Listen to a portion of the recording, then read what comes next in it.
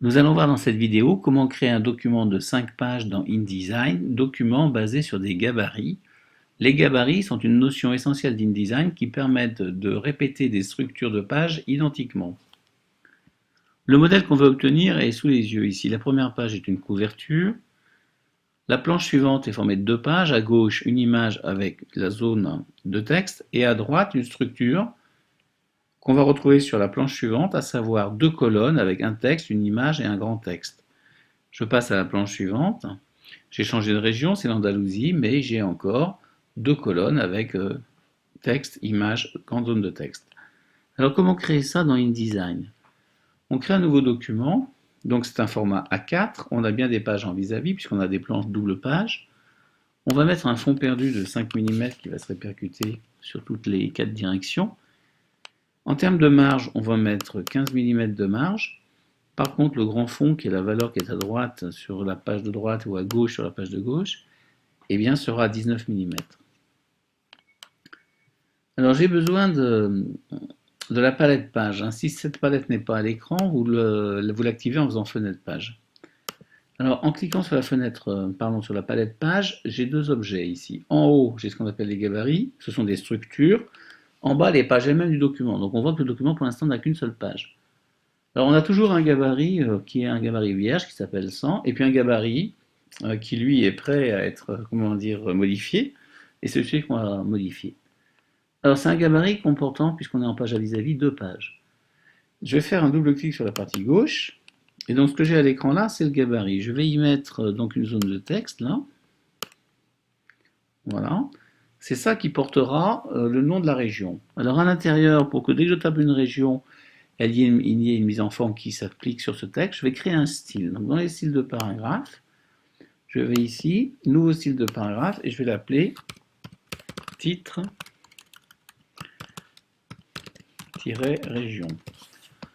Alors en format de caractère, je vais prendre la police Eurostyle. Voilà. En taille de caractère, d'ailleurs je vais changer ma police, donc je ne vais pas prendre celle-là, excusez-moi, je vais prendre une police chancellerie si je la vois.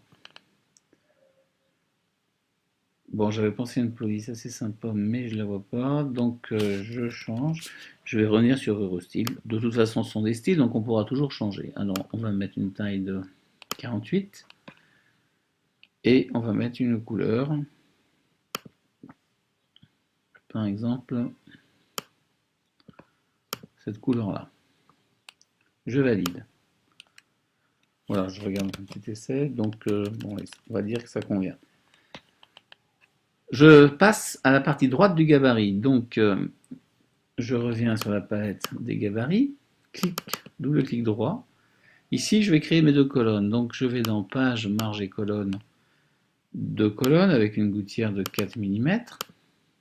Je valide. Mes 2 colonnes ici vont me permettre de placer facilement des zones de texte et des zones d'image. Je commence par une zone de texte. Alors, je vais faire en sorte que cette zone, quand je la sélectionne, fasse 20 mm de haut, pas plus. Alors, sa largeur 86 et sa position, je vais la mettre pile sur la marge. Voilà. Comme précédemment, je fais un double clic pour créer un style à l'intérieur. Ici, nouveau style. Je vais l'appeler, ça va porter à chaque fois le nom d'une ville, je vais l'appeler tout simplement ville. Dans le caractère de base sera encore un Eurostyle. Avec une taille, bon je vais me voir ce que donne 30, et la couleur, je vais mettre par exemple du bleu pour voir. Je pourrais toujours changer ces informations. Voilà ce que ça donne. Donc par exemple, en termes de changement, je vais quand même mettre dans les caractères de base une fonte bold. Voilà. Alors ce texte étant créé, cette zone de texte étant créée, avec la touche Alt, je la copie à côté. Voilà. Et maintenant, je vais passer à la création d'une zone d'image. Donc j'insère un bloc fait pour mettre une image, pour accueillir une image. Voilà, je le positionne. Bon, hauteur, je vais le mettre pile à 60. Ce bloc-là, je vais lui donner un effet. en effet d'ombre portée. Voilà. Eh bien, je ne veux pas aller plus dans le détail que ça. On verra tout à l'heure l'impact de ce réglage. Je vais faire une copie avec la touche Alt.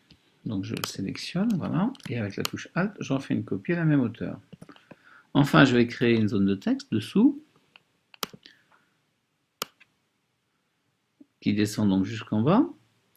Là encore, dans cette zone de texte, je vais créer deux styles parce que je vais avoir un texte qui est formé à la fois de titres, enfin de rubriques, ça sera un style pour ces rubriques, et puis d'un texte pour du corps de texte. Donc dans les styles de paragraphe, je vais créer un titre que je vais appeler rubrique titre. Alors le caractère de base à l'intérieur sera du Garamond.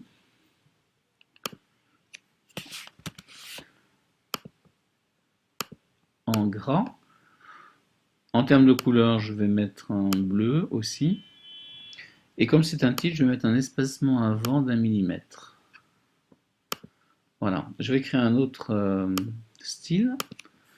Alors cette fois-ci, pour les rubriques, avant c'était le style du titre, mais ici ça sera le style du texte de la rubrique.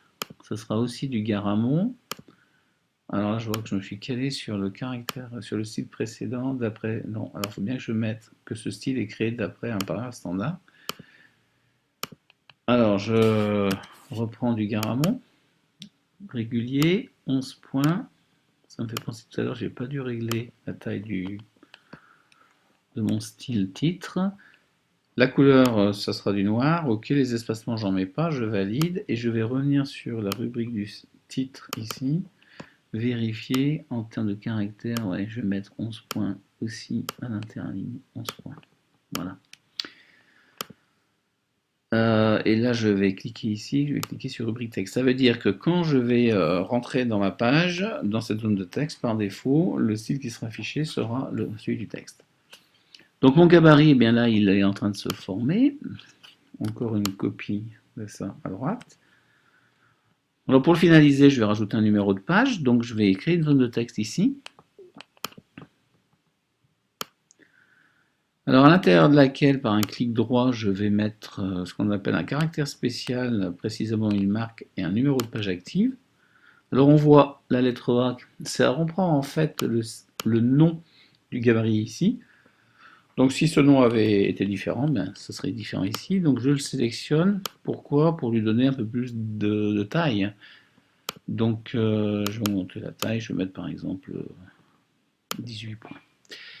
Voilà. Donc cette zone de texte, je vais en faire une copie que je vais décaler à droite. Toujours la touche Alt qui est vraiment extrêmement pratique. Et cette zone de texte, je vais la régler pour qu'elle s'aligne à droite. Voilà, donc là mon gabarit est créé, donc il est sélectionné. Je vais maintenant faire une copie de ce gabarit vers le bas pour créer des pages. Alors j'explique bien, je clique et je glisse à travers, donc ça bleuit le gabarit. Maintenant je l'attrape, je le glisse vers le bas et ça crée des pages qui sont basées sur ce gabarit comme l'indique la lettre A qui est visible. Si je veux continuer à avoir d'autres pages, je sélectionne et je clique et glisse mon gabarit vers le bas. Voilà, donc ça c'est ce qu'on appelle le fil de fer, c'est l'ensemble des pages du document.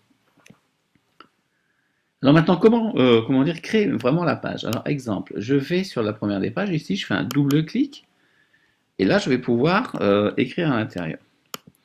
Alors sauf que la mauvaise surprise, c'est que je vois que quand je clique, j'arrive pas à accéder à mes zones de texte. Pourquoi? Parce qu'il faut que je fasse de manière obligatoire, un clic droit sur la page, et je la libère, et comme ça les éléments du gabarit sont maintenant accessibles. Alors exemple ici, je vais écrire Catalogne. Voilà, donc comme j'avais un style, ben, ça c'est écrit automatiquement.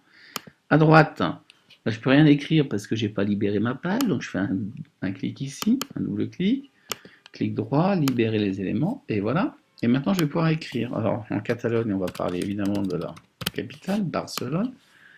On va parler de ce petit port qui est absolument magnifique, Cadaqués. Voilà, donc les styles prédéfinis ben, s'appliquent, donc on travaille rapidement. Je sélectionne la zone pour l'image et je vais importer.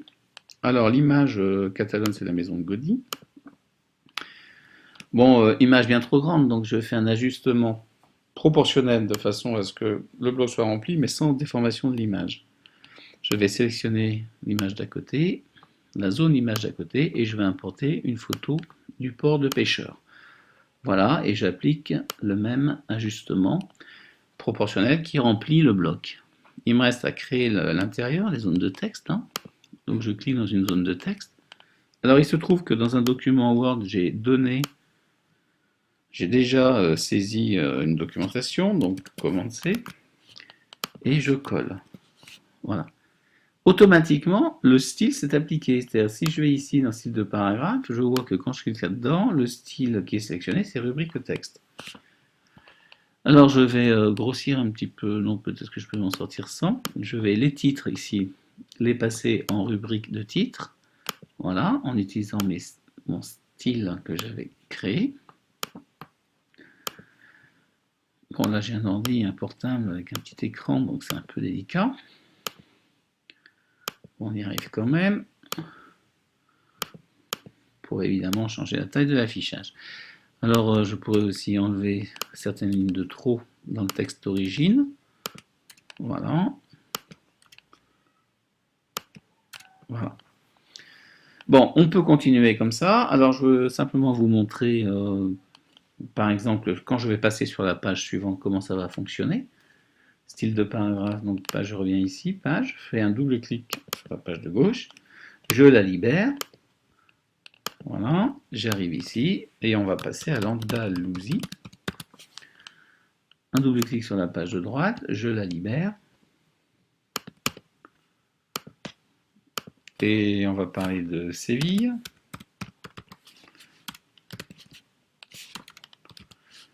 Décidément. Oh, mais c'est pas vrai. Séville, voilà. Ensuite, de Grenade, ça, j'aurai moins de difficultés. On sélectionne les images. Voilà, on fait comme tout à l'heure, fichier importé. Alors,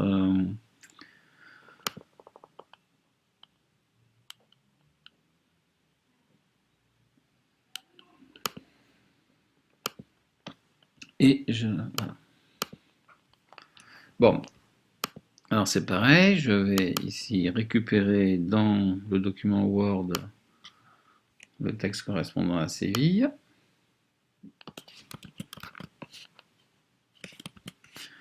Alors je ne vais pas faire tout le détail, mais voyez comment ça fonctionne. Et dans mes styles de paragraphe, rubrique titre, etc. Bon, ok, donc voilà tout l'intérêt des gabarits, c'est de créer donc une structure. Ok, là je viens de recliquer sur le gabarit. Cette structure, une fois qu'elle est créée, on l'applique sur des pages. Alors par exemple, une page ici a un gabarit A, la page de couverture n'a pas nécessairement ce gabarit, donc je prends le gabarit vierge et je le glisse sur cette page-là. C'est comme ça qu'on applique un gabarit à une page. Alors l'intérêt, c'est que si on modifie un élément du gabarit, ça a un impact sur les pages qui sont déjà créées. Alors un exemple, je vais dans le gabarit ici, légèrement déplacer une zone de texte. Voilà, celle-là je la mets là. Alors qu'en est-il des pages? Donc je vais sur la page et je m'aperçois que ça a impacté la page de gauche. Enfin, l'image a bien été décalée à gauche et c'est pareil sur la page suivante. Donc là on voit bien le fonctionnement du gabarit. Autre point que je voulais expliquer sur les gabarits, c'était les numéros de page. Donc les voilà, on les voit bien en bas à droite, en bas à gauche. Alors si je veux changer leur couleur par exemple, eh bien, je vais revenir dans le gabarit initial. Je reviens là, je sélectionne le texte, je vais appliquer avec le nuancier une couleur, par exemple du rouge, et je vais mettre une police plutôt gras. Voilà, je vais faire pareil à droite. Donc une police gras et du rouge, enfin du rose précisément. Voilà, donc là j'ai travaillé dans le gabarit, comme le montre ici le fait qu'il est sélectionné. Maintenant si je fais un double clic sur une page, eh bien je m'aperçois avec stupeur qu'il n'est pas appliqué. Bon, ça c'est un petit défaut.